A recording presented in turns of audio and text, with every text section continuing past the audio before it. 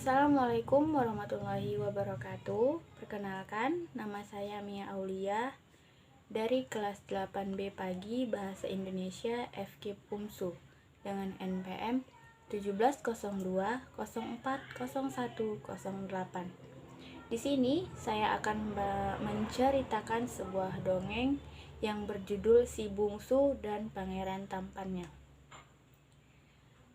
Ini merupakan tugas dari mata kuliah Sanggar Bahasa dan Sastra Indonesia.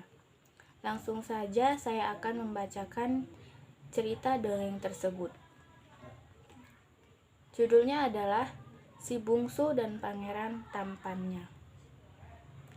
Di pedesaan yang terletak di bawah kaki gunung, hiduplah sepasang suami istri yang tinggal bersama 6 orang anak perempuannya.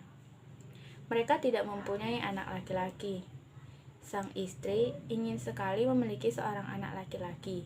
Jadi ia mengatakan kepada suaminya bahwa ia ingin hamil kembali dengan berharap dapat melahirkan bayi laki-laki.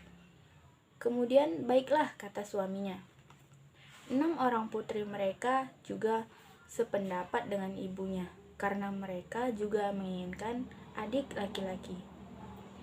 Di usia kandungan ibu yang ke-7 bulan, ke-6 putri dan ayahnya mempersiapkan segala kebutuhan sang ibu saat proses lahiran nantinya. Mereka semua sangat menantikan kehadiran seorang bayi laki-laki. Masuk pada bulan ke-9, selang beberapa hari perut ibu mulai sakit, tanda-tanda bahwa ibu akan melahirkan. Di saat bayi itu lahir, bukan bayi laki-laki, namun seorang bayi perempuan yang sangat manis dengan pipinya yang tembam. Mengetahui itu, ke-6 putri sangat membenci bayi perempuan itu.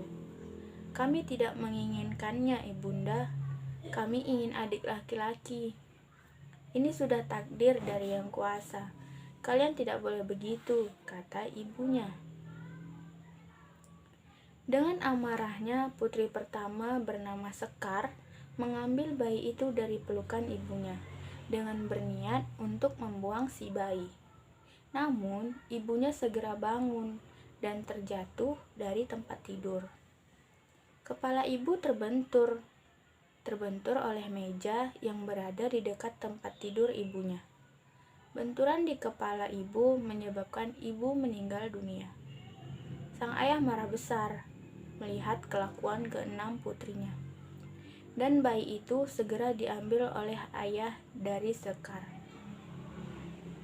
Bayi mungil itu diberi nama Aina oleh si ayah. Tahun demi tahun, Aina tumbuh menjadi gadis dewasa. Satu persatu kakak-kakaknya pun menikah. Di usia yang ke-19 tahun, Aina pergi ke kota. Tanpa sengaja, Aina bertemu seorang pria. Mereka saling tatap beberapa detik, kemudian berlalu ke tujuan masing-masing. Aina menginap di sebuah hotel dan ternyata untuk kali keduanya mereka bertemu di hotel tersebut. "Hai," sapa pria aneh itu. "Ya," jawab Aina. Pria itu mengulurkan tangannya, ingin berkenalan. "Fazar." Mereka saling berjabat tangan. "Saya Aina." Beberapa percakapan membuat mereka semakin akrab. Pria itu tampan namun aneh. Fazar memiliki kekuatan yang tak dimiliki oleh manusia biasa. Tak satu pun mengetahui kekuatan yang dimiliki Fazar kecuali Aina. Karena Aina sering bepergian dengan Fazar, jadi Aina mengetahui kekuatan apa saja yang bisa Fazar lakukan. Suatu ketika, pertengkaran kecil terjadi di antara mereka.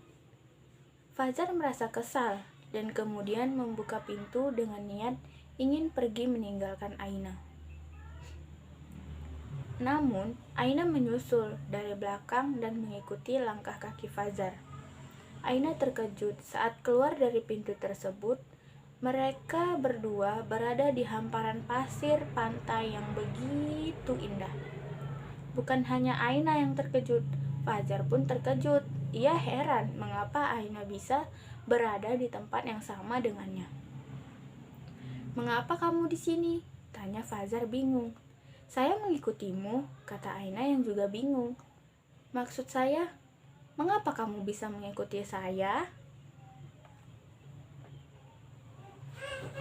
Sedangkan belum ada satupun orang yang bisa mengikuti saya keluar dari pintu itu jika saya ingin pergi ke suatu tempat. Apakah kamu memiliki kekuatan ajaib juga?" terang Fajar. "Saya tidak mengetahui kekuatan-kekuatan seperti itu.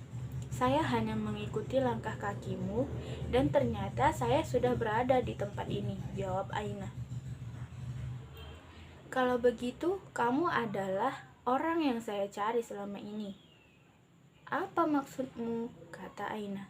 "Iya, kamu adalah wanita yang telah ditakdirkan untuk menjadi pendamping hidup saya. Saya juga bisa melihat masa depanmu sejak saya berjabat tangan denganmu sewaktu berkenalan. Namun saya tidak bisa melihat siapa pendamping hidupmu.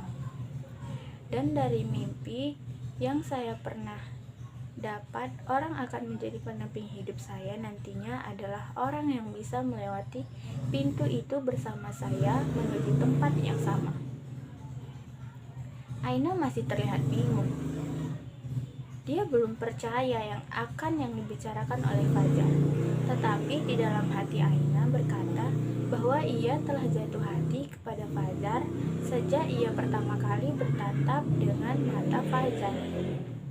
Fajar bisa mendengar kata hati Aina. Seketika itu, suasana hening. Yang ada hanyalah suara mereka berdua. "Maukah kamu seumur hidup bersamaku, menjadi istriku, dan menjadi ibu dari anak-anakku nanti?" tanya Fajar. Dengan raut wajah yang begitu bahagia, Aina tersenyum dan mengatakan, "Iya, saya mau menjadi istrimu dan ibu dari anak-anakmu." Fajar dan Aina pergi ke kampung halamannya yang berada di bawah kaki gunung.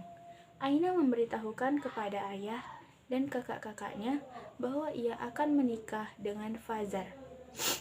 Ayah begitu gembira dan memeluk Aina. Kakak-kakaknya masih saja seperti yang dulu, masih membenci Aina.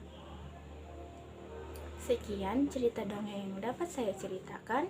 Lebih dan kurang saya mohon maaf. Semoga bisa menjadi bermanfaat untuk kita semua. Assalamualaikum warahmatullahi wabarakatuh.